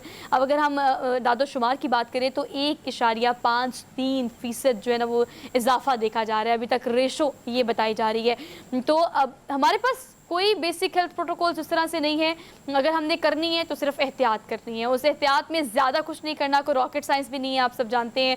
मास्क का इस्तेमाल करें, खासतौर पर जब घर से बाहर जाएं, बच्चों का खास ख्याल रखें। और अच्छा, एक और चीज़ सोहा, आपने देखा होगा कि इस मास्क की हमें इतनी आदत हो गई है, आदत भी हो गई है। पहले दिनों में तो बड़ा मसला होता था कि हम मास्क नहीं लगाते थे। मैं अपनी बात करूं तो मुझे मार्केट में जाते हुए ना, जब तक मैंने मास्क ना लगाया तो मुझे मज़ा नहीं आता है, जहाँ घूमने फिरने का मज़ा नहीं आ रहा है। तो एक आदत जो ऑलरेडी बिल्ट हो चुकी है, बन चुकी है, दोबारा उसे अपनाना मेरे ख्याल में कोई मुश्किल नहीं होगा। जब तक ये हालात इस किस्म के चल रहे हैं और कोरोना के केसेस में इजाफा हो रहा है, तो कम से कम अगर थोड़ा बहुत, आपकी बात दुरुस्त है कि अगर हम मास्क की तरफ भी चले जाते हैं तो मेरे ख्याल में हम बहुत बड़ी बीमारी से, हम उस जिस कंडीशन में एक पेशेंट पहुंचता है कोरोना का, उससे हम कम से कम बच सकते हैं। अच्छा, मेरा प्रोड्यूसर आपसे सवाल ये कर रहे हैं हरमीत कि आपके लिए तो मुश्किल हो जाता होगा मास्क पहनना, क्योंकि आपने ऑलरेडी, आप कैरी करना आपके लिए इतना आसान नहीं है, वो ये कह रहे हैं। लेकिन चले आप इसको कैरी अच्छा, नहीं, वो दस्तार में हो जाता है, उसमें कोई मसला नहीं है, बड़ा आसान है। जिस तरह दस्तार आपको लगती है, बड़ा फ्लेक्सिबल होता है मास्क लगाना। चले जी, चले हम आगे बढ़ते हैं। लेकिन अगर हम कोविड की बात करें तो आप सबसे रिक्वेस्ट ये है कि चूंकि मैं इस कॉन्टेक्स्ट में देखती हूँ, या हरमीत भी इस बात को सेकंड करेंगे, कि जल्दी दुकानें और मार्केट्स बंद करने को इम्प्लीमेंटेशन उस वक्त भी की गई थी जब कोविड बहुत ज़्यादा फैल रहा था। एक तो ये कि बाज़ारों में ज़्यादा रश नहीं होगा, टाइमली दुकानें बंद हो जाएंगी और लोग बाहर नहीं निकलेंगे। तो अगर एनर्जी क्राइसिस की वजह से ये इनिशिएटिव कंसर्न डिपार्टमेंट्स की जानिब से या गवर्नमेंट की जानिब से लिया गया है कि आप टाइमली दुकानें बंद करें, तो हम इसको कोविड के कॉन्टेक्स्ट में भी देख सकते हैं, ये उसमें भी फॉल करता है। तो काइंडली जो भी लोग हैं जो देखते हैं, अगर ताजर बरादरान की बात की जाए तो इस बात की मुखालफत भी की जा रही है कि अफोर्डेबिलिटी में नहीं आता, 5 बजे के बाद लोग बाहर निकलते हैं। तो जब लोगों को पता होगा 9 बजे दुकानें बंद हो जानी है, तो 5 बजे निकलते हैं हरमीत, वो 2 बजे भी निकलेंगे। उन्हें पता है कि ज़रूरत की अशिया खरीदनी है, हमने बाहर जाना है, तो ये हमने अपने आप को इस चीज़ का यूज टू बनाना है। तो लोगों से ये रिक्वेस्ट करते हैं हम सब इस स्क्रीन के तवस्सुत से कि आप इस चीज़ को इम्प्लीमेंट कराने में और करने में हुकूमत की मदद करें, इदारों की मदद करें, ताकि मुल्क की सूरत हाल को भी बेहतर किया जा सके। बिकॉज बहुत मुश्किल से हम इस स्टेज पर पहुँचे हैं कि अब हम ज़रा कंट्रोल करेंगे तो एनर्जी क्राइसिस को थोड़ा सा, ज़्यादा नहीं, थोड़ा सा फिल कर सकते हैं। राइट हरमीत? तो सबसे वैसे अगर हम देखें तो जो चीज़ है उसको हम ही तो भुगत रहे हैं। अगर हम नहीं कोशिश करेंगे कि ये जो एनर्जी क्राइसिस है इसमें हम हुकूमत का साथ दें। आप देखें ना कि आप अगर मार्केट की तरफ, बहुत सारे लोग वैसे ही, आप देखें बहुत सारे लोग वैसे ही बाज़ारों की ओर तरफ चले जाते हैं। वो बहुत सारे लोग शॉपिंग की करते ही नहीं है, लेकिन उनका वैसे दिल करते हैं कि हम मार्केट्स वगैरह का रुख करें, वहाँ पर मुख्तलिफ मॉल्स जाएँ। तो मेरे ख्याल में अगर ये पाबंदी थोड़ी बहुत हम सह लें तो कम से कम जो रात गुजरती है, क्योंकि बड़ा मुश्किल होता है आजकल की, क्योंकि गर्मियां हैं, खैर आजकल तो थोड़ा मौसम रिलैक्स हो गया, लेकिन आने दिन वाले दोबारा मौसम गर्म हो जाएगा। तो रात जो है, अगर रात को लोड शेडिंग होगी तो आपकी नींद कैसे होगी, और अगर नींद नहीं होगी तो सुबह उठना बड़ा मुश्किल होगा। तो मेरे ख्याल में कोशिश ये करनी चाहिए कि ज़्यादा से ज़्यादा आपके पास 2 दिन ऑलरेडी है, आप शॉपिंग कर सकते हैं। आप ऑलरेडी सैटरडे संडे का दिन बहुत सारे लोगों के पास ऑफ होता है। बहुत सारे लोग जो है, बहुत सारे ऑफिस की छुट्टी जो है वो तकरीबन 3-4 बजे हो जाती है, 5 बजे तक हो जाती है। 2-3 घंटे में बहुत कुछ हो सकता है। तो मेरे ख्याल में अब हम जिस तरह देख रहे हैं कि कोशिश की जा रही है, बहुत सारी जगहों में तो हम देख रहे हैं कि ताजर जो है वो भी राजी नहीं हो रही है, लेकिन अहकामात है हुकूमत के और वो मानने पड़ते हैं, और वो अब हमारे लिए सोच रहे हैं, हमारे लिए कर रहे हैं कि अगर ये एनर्जी क्राइसिस अगर ये बढ़ेंगे तो नुकसान किसका होगा और फेस कौन करेगा। जारी बात है आवाम ही करेगी। जब आप पर मुश्किलात होंगी, बहुत सारी चीज़ों को आप फेस करेंगे, तो उससे बेटर है कि जो चीज़ें नहीं करनी चाहिए अगर हम उसको ना करें तो मेरे ख्याल में हमें कोई बड़ा नुकसान नहीं हो सकता। अगर मार्केट की तरफ एक अलग टाइम से जाएं, जिस टाइम में हमें वक्त मिलता है, तो कम से कम हम उसको भी एनर्जी को बचा सकते हैं। तो मेरे ख्याल में एक जिस वक्त जो डिसीजन, क्योंकि माजी में भी इस किस्म के डिसीजन लिए गए हैं, और अब मैं जिस तरह जिक्र कर रहा था कि बांग्लादेश में भी एनर्जी क्राइसिस, पूरी दुनिया में ये क्राइसिस चल रहे हैं। बाहर दुनिया में तो आपने देखा होगा, आप गई भी हैं, तो वहाँ पे ये होता है कि रेस्टोरेंट वगैरह जो है वो उनका भी एक टाइम होता है। उसके बाद मार्केट्स जो है वो 9 बजे के बाद मैंने खुद देखा है कि मार्केट जो है वो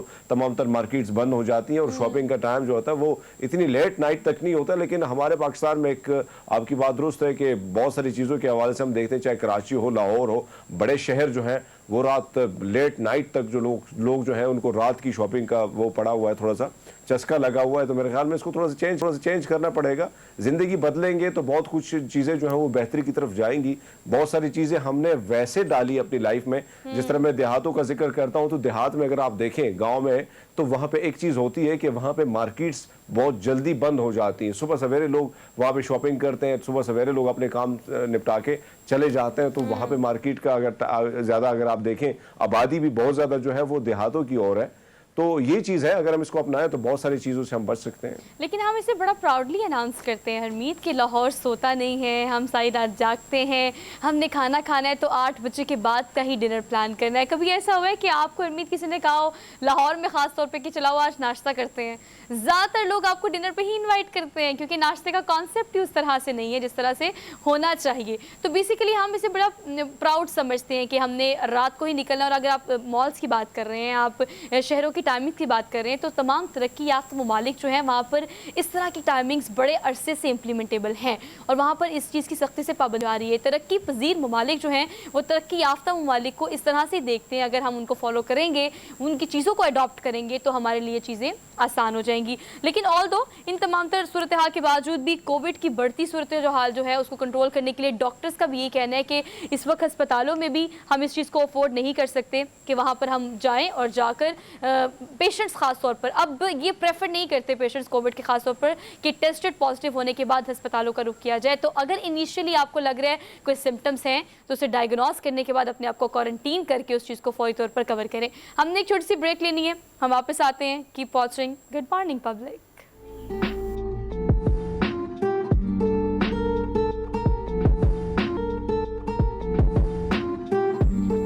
welcome back after the break. तो मेरे ख्याल से अब आपने अपने दिन का आगाज बाकायदा तौर पर कर दिया होगा। मौसम अच्छा हो तो बिला वजह हो जाते हैं, बिला वजह तो नहीं, खैर वजह तो ये है कि मौसम बहुत अच्छा है, लेकिन इस अच्छे मौसम की वजह से पेंडिंग जितने वीक के आपके काम हैं, जो पिछले वीक के हैं, जो आपने इस वीक में करने थे, आज मौसम का फ़ायदा उठाते हुए आप वो सारे काम पूरे कर ले।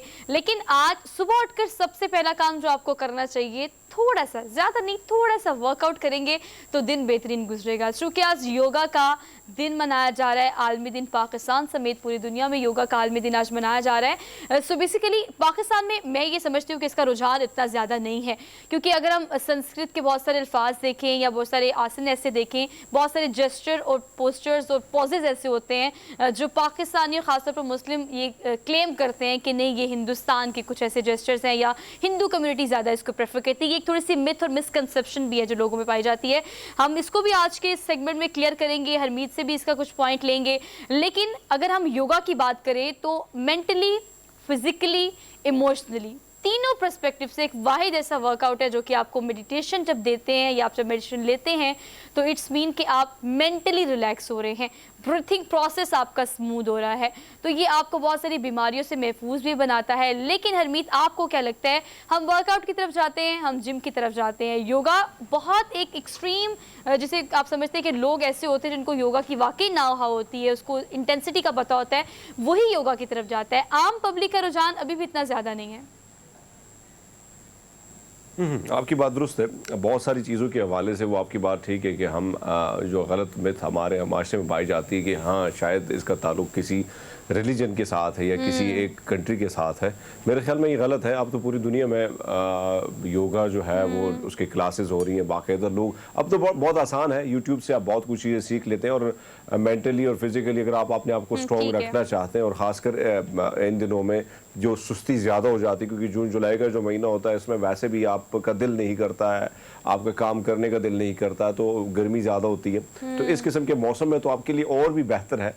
मैं अपनी बात करूं, मैं कभी योगा की तरफ तो नहीं गया हूं, लेकिन जो पढ़ा है, जो सीखा है वहाँ से, यूट्यूब से मुख्तलिफ वीडियोस देख के, हाँ मेरी अपनी एक कोशिश ये होती है कि जितना भी मुझसे हो सके फिटनेस के हवाले से आप पूरा दिन आप काम करें, या सुबह के टाइम अगर आपके पास वक्त होता है तो आप अगर वॉक के लिए निकल जाते हैं या योगा कर लेते हैं, तो मेरे ख्याल में पूरा दिन बहुत बेहतर गुजरता है। अच्छा, और मेरी अपनी आदत ये है कि शाम का वक्त जो है हरमीत इस वक्त मौजूद हैं। ये है मास्टर नेम योगी ब्रदर्स में से एक भाई हैं जिनका ताल्लुक जो है वो सदर पाकिस्तान मॉडर्न योगा से भी है। और ये तीनों हमारे साथ मौजूद है। मुझे कहा सिर्फ नईम मौजूद है, चलिए अच्छी बात है, नईम पूरी टीम के साथ आ गए हैं। नईम, आपको वेलकम कहते हैं आज के शो में। आज आपका दिन है, योगा का आलमी दिन मनाया जा रहा है। हम आपको एक्सपेक्ट कर रहे थे कि आप हमारे साथ स्टूडियो में होंगे, लेकिन भी आपकी डिमांड बहुत है, अगले टीवी चैनल्स में भी आपने जाना था, वहाँ के शो के बाद चलिए आपने हमें टाइम दिया, आपका बेहद शुक्रिया।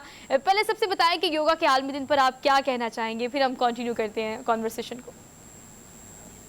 बहन, ये एक पाकिस्तान के लिए बहुत फख्र की बात है कि आज का दिन पूरी दुनिया मना रही है, क्योंकि योगा की शुरुआत जो है वो सिंध से है। मोहनजोदाड़ो इसकी जो है वो प्लेस है, और सिविलाइजेशन जो कि अगर आप देखें तो टेक्सला आप चले जाएं तो वहाँ पे आपको बकायदा बुद्धा की मेडिटेशन की जगह मिलेंगी, जहाँ पे वो बैठ के मुराकबा करते थे। अगर स्वात में चले जाएं तो गंधारा तहजीब बुद्धा से भरी पड़ी है। तो ये एक कहने के 2015 में शुरू हुआ, पहली दफा वर्ल्ड योगा डे 2015 में यूएनओ ने पहली दफा इसको सेलिब्रेट किया। और ये पाकिस्तान के खित्ते के लिए बहुत फख्र की बात है कि पाकिस्तान से जो चीज शुरू हुई उसको पूरी दुनिया ने एक्सेप्ट किया और पूरी दुनिया ने इसको सेलिब्रेट किया। और आज हमारे लिए वाकई दिन है कि जिसको मनाना चाहिए, क्योंकि ये योग जो है वो पाकिस्तान की तरफ से तोहफा है पूरी दुनिया को। आज दुनिया में सबसे जो पॉपुलर प्रीम एक्सरसाइज है वो योग है। अगर आप इसके सर्च रेशो पे जाएं, आप इसके देखिए, गूगल पे चले जाएं, यूट्यूब पे चले जाएं, तो सबसे ज्यादा जो सर्च होता है वो योगा सर्च होता है, हेल्थ पॉइंट। बिल्कुल ऐसे ही है। तो इसकी तो किसी मजहब के साथ, जैसे हरमीत भाई ने बात की थी कि ये कोई मजहब नहीं है। जैसे आप एलोपैथिक मेडिसिन इस्तेमाल करते हैं या हिकमत की मेडिसिन इस्तेमाल करते हैं, ये पुराने दौर का तरीका इलाज है। हर दौर में तरीका इलाज चेंज होते रहे हैं, बिल्कुल हर दौर में तरीका इलाज मुख्तलिफ है। तो ये एक पुराना कदीम तरीका इलाज है, और जिसकी आज अफादियत इसलिए बढ़ती जा रही है क्योंकि आज के जितने प्रॉब्लम है वो साइकोसोमैटिक प्रॉब्लम्स हैं। मेंटली हम प्रेजेंट नहीं है, हम जहाँ फिजिकली मौजूद होते हैं वहाँ मेंटली नहीं होते। तो योग जो है ये इंसान को मेंटली मौजूद करता है। दुनिया में जितने तमाम आप अगर मज़ाहब को इकट्ठा कर लें तो उनकी इबादत का मकसद एक ही है कि इंसान को लम्हा मौजूद के साथ जोड़ना, प्रेजेंट मूवमेंट में लेके आना, तमाम खाली करना, हाजिर करना। आज हम अपने आप से बिखरे हुए हैं, आज हम अपने साथ नहीं है, हम दूसरों के जहनों में रहते हैं, दूसरों को अपने जहनों में रखते हैं।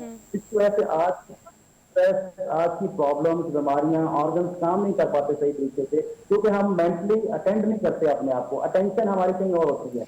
अच्छा नहीं, देखिए हाँ, आपने इस एम्बिग्विटी को दूर किया। मैं चाहती हूँ कि आप इसको थोड़ा सा और सेकंड करें, क्लियर करें। देखिए, हम योगा को किसी मज़हब से एफिलिएट नहीं कर रहे, लेकिन लोगों के ये बहुत सारे मिसकंसेप्शन भी हैं, लोग आपके सुपर कॉन्शियस भी हैं और सुपरस्टिशियस भी हैं। बहुत सारे आसन या पॉजेज ऐसे होते हैं योगा के, फॉर एग्जाम्पल अगर आप ऐसे करने की बात करें, आप ऐसे की बात करें, तो ये बहुत सारे ऐसे पोजेज होते हैं जिसको लोग एफिलिएट कर देते हैं किसी मज़हब से। इसको ज़रा क्लियर कीजिएगा कि बेसिकली इबादत किसी भी मज़हब की हो, आपका जो टारगेट होता है वो मेंटल पीस होता है। तो किस तरह से आपको मेंटली ये आपको पीस दे सकते हैं और मेंटली जो है वो आपको सेटिस्फाई कर सकते हैं। वर्कआउट करने से आप फिजिकली फिट हो सकते हैं, आपकी हेल्थ अच्छी हो सकती है, health wise you are getting better day by day if you are doing workout every day और जिम और समथिंग लाइक। लेकिन मेंटल पीस भी बहुत ज़्यादा ज़रूरी है। योगा जब मैंने ज़्यादा नहीं, थोड़ा सा जब मैंने इनिशिएटिव लिया और कोशिश करके करना शुरू किया, तो सुबह उठ के जब मेरी योगी नईम से बात होती है, तो योगी आप हमेशा ये कहते हैं नईम कि सुबह उठ के आप ना, आपका इन्वायरमेंट ना हो, आपके पास पार्क ना हो, आपके पास कारपेट ना हो, आपके पास कुछ ना हो, आपके पास एक बेड हो, आप सुबह सुबह उठते साथ, आज योगा के आलमी दिन पर आप क्या कहते हैं, उठते साथ अपने बेड पर आप क्या कर सकते हैं? दैट इज कॉल्ड मेडिटेशन और योगा। बहन देखें, एक जैसे इबादत की बात की आपने कि मुख्तलिफ मज़ाहब की इबादत हैं। मैं ये समझता हूँ कि इबादत जो है वो अकायद के साथ ताल्लुक है, फिजिकली पोजीशन के साथ इबादत का कोई ताल्लुक नहीं है। अगर मैं क्वेश्चन, जैसे हम मुसलमान नमाज पढ़ते हैं और कोई गैर मुस्लिम उस तरह नमाज पढ़ना शुरू कर दे तो उसकी नमाज, जब तक वो इस्लाम कबूल नहीं करेगा, वो नमाज तो नहीं हुई ना उसकी। तो मजहब का ताल्लुक अकायद, इबादत का ताल्लुक अकायद के साथ है। जब तक आपका अकीदा पुख्ता नहीं होता, आपकी इबादत नहीं होती वो वाली। तो किसी भी पोजीशन बनाने से इबादत नहीं हो सकती किसी गैर मुस्लिम की। और ये क्लियर होना चाहिए कि ये सिर्फ और सिर्फ योग जो है ये एक इंसानी सेहत के लिए एक प्रैक्टिस है।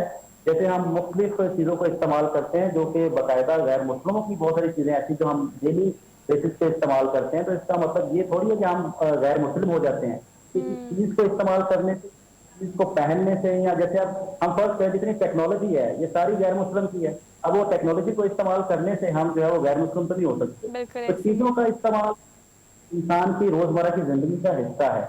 तो हमें जो है वो इस चीज में क्लियर होना चाहिए कि अकायद के साथ मदद का ताल्लुक है, फिजिकली पोजीशन के साथ मदद नहीं है। और आज अगर हम मैं ये अगर आपसे शेयर करना चाहूँ, जैसे फर्ज करें मैं ये आपको एक मसनून अमल बताता हूँ कि अगर आप प्रेजेंट मूवमेंट में आना चाहते हैं, आप ये चाहते हैं कि आपको सुस्ती ना हो, तो हमारे नबी करीम सल्लल्लाहु अलैहि वसल्लम की एक बहुत बेहतरीन सुन्नत हाथों के जरिए तस्बीह करना है, अपनी उंगलियों को खोलना एक एक करके।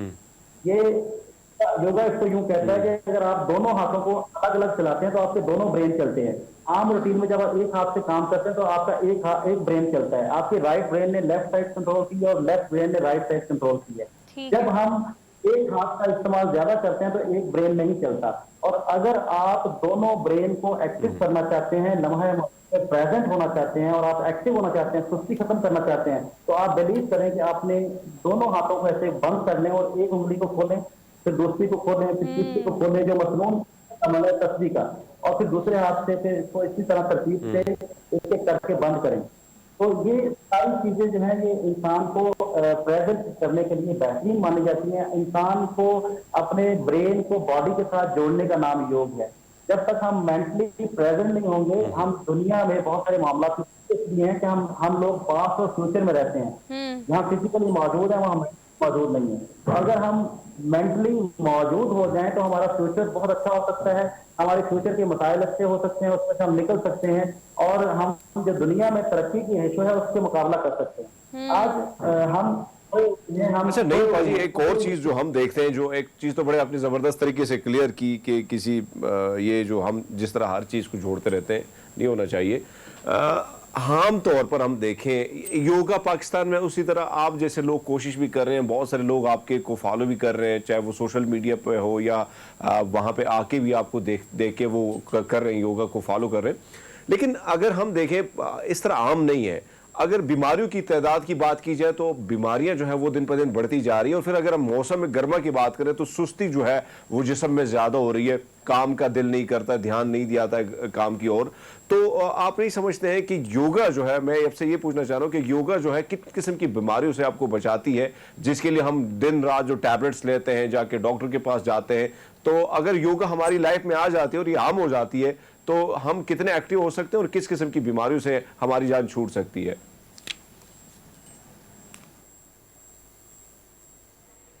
ठीक है जी, अभी हरमीत ये सवाल हम जरूर कंटिन्यू करेंगे। अभी फिलहाल ये है कि हमने छोटी सी ब्रेक लेनी है, ब्रेक के बाद हम वापस आते हैं। आप देखते रहिए good morning public.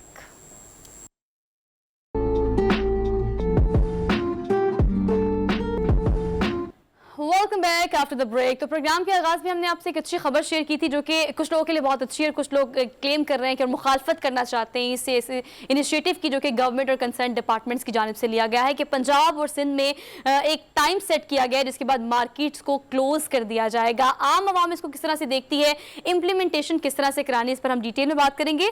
Commissioner Lahore हमारे साथ मौजूद है, कैप्टन रिटायर्ड उस्मान यूनुस साहब। आपको आज के प्रोग्राम में खुशामदीद कहते हैं सर। सुबह बखैर सर, कैसे हैं आप? ठीक है थैंक यू जी, बहुत शुक्रिया। अच्छा आप जी खैरियत से? सर, ये कहिएगा कि अगर हम देखें ओवरऑल तो हमने आज खबर ये भी बताई है कि कोविड का ग्राफ भी कंपैरेटिवली थोड़ा सा ऊपर जाना शुरू हो गया है, प्लस एनर्जी क्राइसिस को कंट्रोल करने के लिए हमने ये इनिशिएटिव लिया है कि अब टाइमली दुकानों को बंद कर दिया जाएगा। हमारे पास क्या स्ट्रैटेजी है, किस तरह से इसकी इम्प्लीमेंटेशन होगी? सोहा, बहुत शुक्रिया, आपने बहुत अच्छा प्रेमाइज दिया। मेरा ये ख्याल है कि दुनिया भर में हम जहाँ भी नजर दौड़ा। जी जी जी, कोई डिस्कनेक्शन हुआ है थोड़ा सा, वो दोबारा से बहाल होता है तो उनसे हम अपनी गुफ्तगू का बाकायदा तौर पर आगाज़ करते हैं और कंटिन्यू करते हैं। अच्छा, अब तक की सूरत हाल ये है, ये सवाल भी कैप्टन के आगे हम ज़रूर रखेंगे जो कमिश्नर लाहौर है, कि इम्प्लीमेंटेशन में बहुत सारी यूनियंस, बहुत सारी ताजिर बरादरी और ऐसी बहुत सारी कॉलोनीज़ होती हैं, बहुत सारे ग्रुप्स होते हैं जो कि मुखालफत के लिए सामने आते हैं। अगर ऐसा किया जाता है तो उसके बाद कंसर्न डिपार्टमेंट्स की स्ट्रैटेजी क्या होगी? प्लस इसके अलावा अगर हम ओवरऑल सिनेरियो में देखें तो बहुत सारे गिरफ्तारियां भी कल के दिन में की गई हैं। क्यों? जब आप इम्प्लीमेंटेशन नहीं कराते या कराने में रुकावट बनते हैं तो बहुत सारे लोगों के खिलाफ कार्रवाई भी होती है, गिरफ्तारियां भी अमल में लाई जाती हैं। तो इस पर अगर आप मुखालफत करते हैं या अगर आप बात नहीं मानते तो आपके खिलाफ किस कानून के तहत, किस दफात के तहत कार्रवाई की जाएगी, क्या क्या सजा होगी, किस तरह से पाबंद किया जाता है उन तमाम लोगों को, खास वो किसी यूनियन का ताल्लुक किसी यूनियन से हो, ताजिर बरादरी की अगर बात की जाए तो एसोसिएशन से आपका ताल्लुक हो सकता है। अगर आप एक ग्रुप बनाकर हुकूमत के इस इनिशिएटिव की मुखालफत करते हैं तो मुख्तलिफ कार्रवाइयाँ भी की जाएंगी। हरमीत से भी हम बात कर रहे थे। हरमीत, आप क्या देखते हैं अगर हम पंजाब के और सिंध की बात करें तो इस्लामाबाद को तो ओवरऑल अगर देखा जाए तो वहाँ पर वैसे भी इस चीज़ का खास ख्याल रखा जाता है कि टाइमली मार्केट्स और दुकानें जो है वो बंद हो जाती हैं। तो वहाँ के तो लोगों को मुझे लगता है कि बहुत ज़्यादा फोर्स नहीं करना पड़ेगा या बहुत ज़्यादा हमें मेहनत नहीं करनी पड़ेगी वहाँ पे। देखिए सोहम, मसला तो ये है कि चाहे वो इस्लामाबाद हो, लाहौर हो, रावलपिंडी हो, हर जगह पे आपको जो इंतज़ामिया होती है ना, ख़ासकर इंतज़ामिया को बहुत ज़्यादा मुश्किलात का सामना करना पड़ता है। और हर जगह आप देखें कि बहुत ज़्यादा जो माफिया है वो आपको हर किस्म का पाया जाएगा, हर जगह में आपको वो मिलेगा। और मैं अभी अगर अब देखूं तो जो ताजिर बरादरी है, चाहे वो रावलपिंडी इस्लामाबाद की जानिब से है, उन्होंने इस चीज़ को मुस्तरद किया हुआ है ऑलरेडी, लेकिन कुछ ताजिर जो हैं वो मानने को तैयार भी हैं। अब बहुत सारे ताजिरों का ये मौक़िफ़ है कि भाई हमारे जो कारोबार का टाइम है, औकात जो है वो ज़्यादातर इसके शाम के वक्त होती है। शाम के वक्त लोगों की छुट्टी होती है, तो इस्लामाबाद और ये जो हब है, हम यही जो आप बात कर रहे हैं यही बात हम उनसे जानने की कोशिश करेंगे। उस्मान साहब कहिएगा, thank you so much once again, आप कहिएगा कि दोनों सूरतों में एनर्जी क्राइसिस को कंट्रोल करने के लिए भी और प्लस कोविड का ग्राफ जो ऊपर जाना है, दोनों सूरतों में ये इनिशिएटिव बहुत प्रोडक्टिव होगा। How to implement, what kind of strategy you guys have? जब मैं स्ट्रेटजी के बारे में जरूर बात करता हूँ, लेकिन मेरा ये ख्याल है कि हमें यहाँ पे ना थोड़ी डिस्टिंक्शन करने की जरूरत है कि ये कोविड और जो एनर्जी का जो हमारा सेगमेंट है ना जी, ये हम एनर्जी सेविंग के लिए या एनर्जी कंजर्वेशन के लिए जो काम कर रहे हैं, इसको कोविड से थोड़ा सा डिफरेंटली देखता हूँ मैं चूंकि सेक्रेटरी हेल्थ भी रहा हूँ। देखिए, कोविड के अंदर आपका जो मेन पर्सपेक्टिव था ना वो ये था कि आपने लोगों से मिलाप कम करना था। यानी कि अगर मैं दिन में 80 लोगों से मिलता था तो गवर्नमेंट ने ऐसे एफर्ट किए कि मैं 80 की बजाय 40 लोगों को मिलूं। ऐसा तो नहीं हो सकता कि मैं किसी से भी ना मिलूं।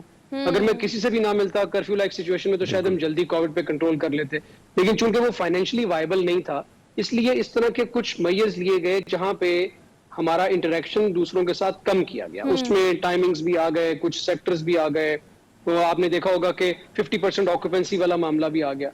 तो ये जो एनर्जी कंजर्वेशन वाला मामला है ना, ये बिल्कुल उससे मैं डिफरेंटली देखता हूँ। ये तो बिहेवियर चेंज की बात है। ये तो हमने फैसला करना है कि हमने डे लाइट यूज करनी है और रात को एनर्जी कम इस्तेमाल करनी है। और इससे मिसाल लेनी है हमें डेवलप्ड कंट्रीज से। आप दुनिया में जहां भी जाएं, शाम को 6 बजे सब कुछ बंद हो जाता है। हम तो 9 बजे बंद कर रहे हैं ताकि कोई ये भी ना कहे कि पाकिस्तान गर्म इलाका है। तो हम वो 3 घंटे और भी आगे लेके जा रहे हैं। लेकिन ये बिहेवियर चेंज की बात है। इसको कोविड और नो कोविड, हमें अब मेरा ख्याल है कि अगर हम ये कोविड वाली बात करेंगे ना तो हमें हमारे लोग जो है वो शायद इस एक्सक्यूज में हमें डालेंगे कि कोविड चला गया है तो वापस चले जाएं जी दोबारा रात वाले टाइम पे। So let's not confuse ourselves with COVID here. We actually want to change the behavior of this nation by closing everything down at 9 PM. So maybe मेरा तो ये ख्याल था, ज़ाती तौर पर मैं ये समझता था कि शायद ये 8 बजे होना चाहिए, लेकिन फिर भी उसके बावजूद भी हुकूमत ने ताजरों के साथ मुशावरत करके जो एक टाइम रखा है मेरा ख्याल है उस पर अगर हम सब लोग अक्रॉस द बोर्ड इंप्लीमेंटेशन करेंगे, खुशी के साथ करेंगे, तो ये एक बिहेवियर चेंज होगा। तो टाइम्स टू कम हम अपनी एनर्जी कंजर्व करेंगे, अपनी हैबिट्स को ठीक करेंगे, सुबह जल्दी उठेंगे, जल्दी दुकानें खोलेंगे। ये कोई तकलीफ वाला मामला नहीं है, ये रीएडजस्टमेंट वाला मामला है। यानी कि मैं आपको ये कह रहा हूँ कि आप सुबह 12 बजे दुकान खोलने की बजाय 11 बजे खोल लें या 10:30 बजे खोल लें। अगर आज मुझे सुबह 10 बजे कोई दुकान खुली भी नहीं मिलती और मेरी जरूरत है और रात को मिलती है, तो मैं रात को जाता हूँ शॉपिंग करने। जब मुझे पता होगा कि रात को बंद होगी, मैं ऑटोमेटिकली सुबह आऊंगा। वो डिमांड का टाइम थोड़ा सा आपने शिफ्ट किया है, कि कोई इतनी तकलीफ वाली बात नहीं है। और जनरली मैं आपको बताऊं, मजे की बात यह है, बड़ी अच्छी बात है, खुशाइन बात है, आप लोगों ने रिपोर्ट भी किया होगा, हमारे पास लाहौर में जनरली लोगों ने कोऑपरेट किया। कल हमें मतलब 33% मार्केट्स पहले से बंद मिली। मेरे पास एग्जैक्ट फिगर्स हैं, हमने टोटल 84 मार्केट्स मैप की हुई थी, उनमें से 22 मार्केट्स पहले से बंद मिली हमें। और जो रिमेनिंग मार्केट्स थी, जो रिमेनिंग 60 ऑड मार्केट्स थी, वो भी ऐसा नहीं था कि हमें वहाँ खुदा न खास्ता को पुलिस ले जाके कोई कोर्सिव मैयर्स लेने पड़े या लोगों को गिरफ्तार करना पड़ा। हमने सिर्फ लाउड स्पीकर अनाउंसमेंट्स की, लोग एक दूसरे की देखा देखी। वो आपको पता है कि हम ये चाहते हैं कि लॉ जो है वो सब लोगों पर यकसा इंप्लीमेंट होता हुआ नजर आए। तो वहां हमने लाउड स्पीकर अनाउंसमेंट्स की और हमें नजर आया कि लोग जो है वो कोऑपरेट कर रहे थे। अच्छा उस्मान साहब, दैट साउंड्स रियली गुड कि लोगों ने काफी कोऑपरेट किया है और काफी लोगों ने, अगर आपने कहा कि ताजिर बरादरान को आप लोगों ने ऑन बोर्ड ली है, बहुत सारी यूनियंस ऐसी हैं, बहुत सारी ताजिर बरादरान की कम्युनिटीज ऐसी हैं जो कि मुखालफत के दर पे भी हैं कि आपके लोग जो है वो 5 बजे के बाद से ऑनवर्ड बाहर निकलते हैं। जो अगर मुखालफत की जाती है या इम्प्लीमेंटेशन उस तरह से नहीं होती, तो क्या खिलाफ कार्रवाई होगी, किस नौयत की कार्रवाई होगी, इस हवाले से क्या प्लान है?